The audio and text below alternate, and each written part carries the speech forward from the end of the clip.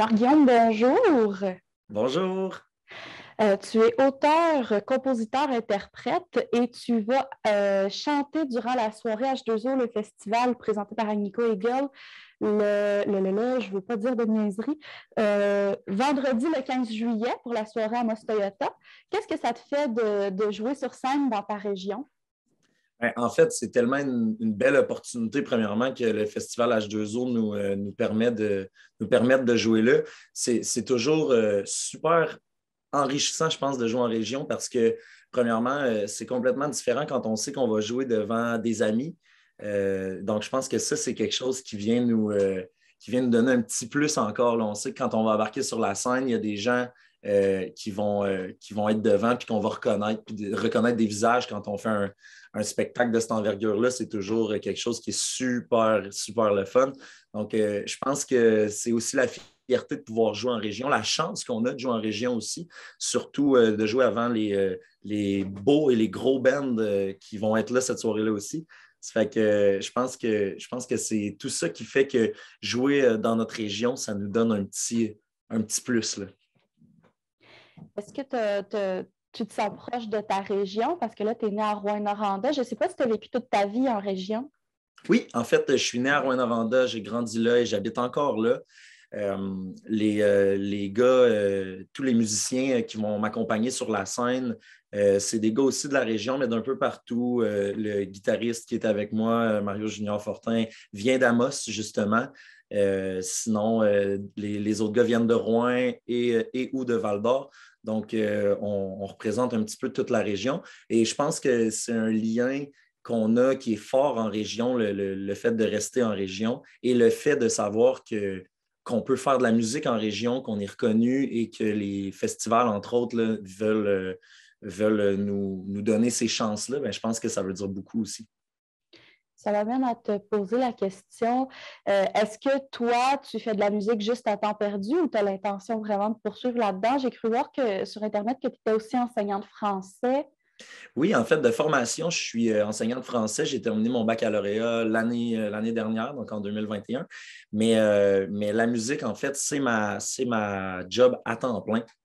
Donc, c'est ce que je fais. En fait, je donne beaucoup d'ateliers d'écriture de chansons dans les écoles de la région, souvent en partenariat avec le Festival international de la chanson de Granby.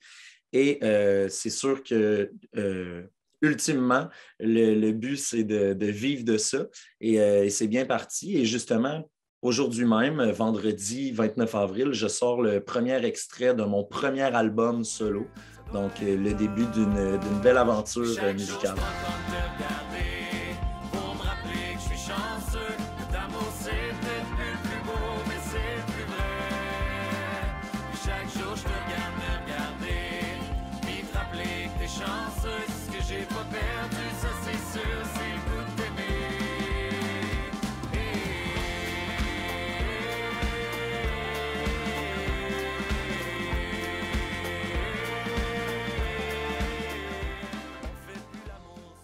Là, je sais que tu as travaillé avec un autre artiste en 2021.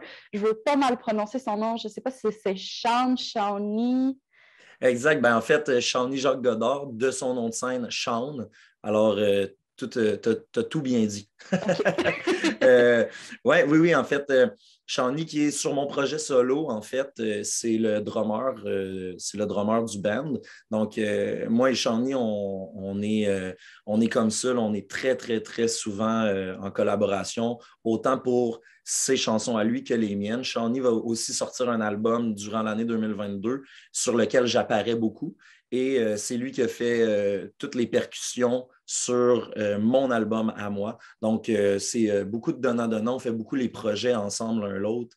Et ben, je pense qu'à quelque part, ça nous propulse. Et comme on a deux styles complètement différents, ben, je pense qu'en plus de se compléter, ben, on ajoute à l'autre. Toi, tu es vraiment très habile avec les mots. Je pense notamment à ta chanson Écran vert que j'ai trouvé vraiment magnifique. Ce qui me revient tout le temps en tête, c'est le bout pour une raison que j'ignore, je l'ignore.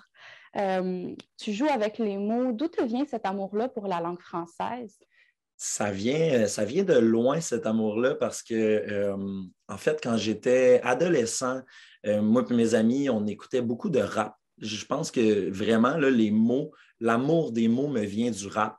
Parce que adolescent, moi et mes amis, on écoutait les albums qui sortaient de rap québécois, entre autres, un petit peu de rap européen aussi, et on prenait tout le temps d'analyser les textes des rappeurs, d'analyser les jeux de mots, puis on avait vraiment plaisir à se relancer la balle puis à faire comprendre quelque chose que l'autre n'avait pas compris. Puis je pense que quelque part, c'est ça qui m'a amené à m'intéresser autant que ça au français, aux mots. Et ben, de fil en aiguille, j'ai fini par moi aussi commencer à essayer d'écrire. Et de plus en plus, j'ai commencé à composer. Puis à force de composer, je pense que ça m'a juste encore plus donné cet amour-là pour les mots. C'est aussi ce qui a fait en sorte que je suis allé étudier en enseignement du français, je pense. C'est parce que à quelque part, même si je n'enseigne pas et je ne sais pas si je vais enseigner un jour, mais de transmettre cette passion-là pour les mots, je pense que ça prend quelqu'un qui est passionné par les mots. Ça fait que je trouve ça intéressant de redonner à la jeunesse. Puis quand je vois un jeune qui tripe sur soit une chanson que j'ai chantée quand je suis allé dans sa classe, soit une chanson qu'il a entendue quelque part ou sur des explications que j'ai données, ben, c'est là que tout prend son sens, je trouve, parce que je peux redonner à la jeunesse ce que moi, j'ai pu vivre là, quand moi, j'étais adolescent. Et qu'est-ce que tu dirais à quelqu'un qui est jeune, qui aime bien la musique, qui aime les textes écrits, mais qui n'ose pas trop aller vers ça parce que pour différentes raisons? Oui, parce qu'il y a plusieurs raisons qui peuvent retenir quelqu'un, en effet, de se lancer dans ce milieu-là.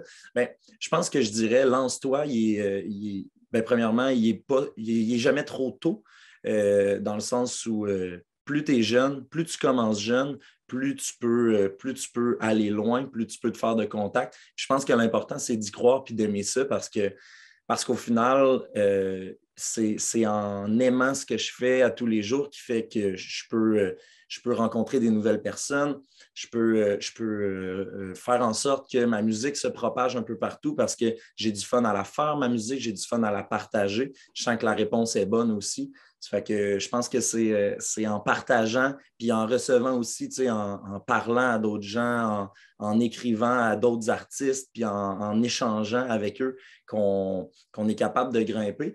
Puis c'est un milieu comme un autre. Je pense que peu importe dans quoi on se dirige dans la vie, c'est en se faisant des contacts, puis en se faisant des amis qu'on grandit à travers tout ça. Mais c'est la même chose dans la musique. Alors, j'ai rien d'autre à dire que fonce, vas-y, puis écris-moi si tu veux des conseils.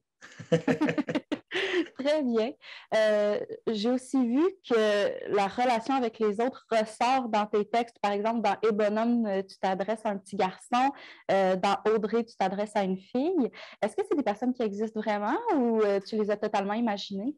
Ben oui, en fait, pour la chanson Hey Bonhomme, qui est une des dernières chansons que j'ai sorties, en fait, je me suis mis dans la peau de mon père. En fait, dans cette chanson-là, c'est comme si c'était mon père qui me parlait.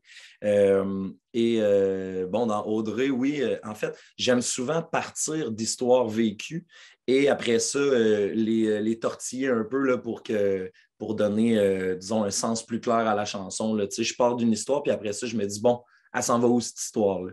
Fait que je pense qu'il y a un peu de vécu dans chaque chanson et je suis quelqu'un de très relationnel dans la vie, de très chaleureux. J'ai besoin du contact humain. Fait que je pense que oui, ça ressort beaucoup dans mes chansons parce que c'est quelque chose qui est super important pour moi. Et la plupart du temps, il y a du vécu puis il y a du concret dans les chansons que j'ai écrites, oui. Que toi, tu as l'intention de continuer en chanson. Est-ce que tu pensais te tourner à un moment donné vers l'anglais ou vraiment, toi, c'est le français qui vient te chercher? Moi, je pense qu'on a une langue extrêmement riche. On a une langue qu'on ne peut pas avoir fini d'exploiter en français. Puis je pense que c'est ce qui fait que moi, c'est sûr que je veux écrire en français. Si une opportunité d'un projet en anglais se pointe le nez, j'y tournerai pas le dos. Par contre, moi, le français, c'est la langue dont je suis amoureux. C'est cette langue-là que je maîtrise le mieux aussi. Et comme ce que je trouve le plus important, moi, c'est les textes. et que c'est le français que je maîtrise le mieux, bien, c'est sûr et certain que c'est le français que je vais continuer d'exploiter. Puis j'ai jamais l'impression que j'ai terminé de trouver tous les secrets, toutes les subtilités dans la langue. Ça fait que le français devrait rester encore très longtemps. Sur ces belles paroles, je vais juste mentionner que les laissez-passer pour les 3 soirées de spectacle sont en prévente à 55 $. Donc, si les gens veulent aller te voir, c'est une belle occasion. Et merci beaucoup d'avoir été là aujourd'hui. Ben, merci à vous de me laisser cette chance-là.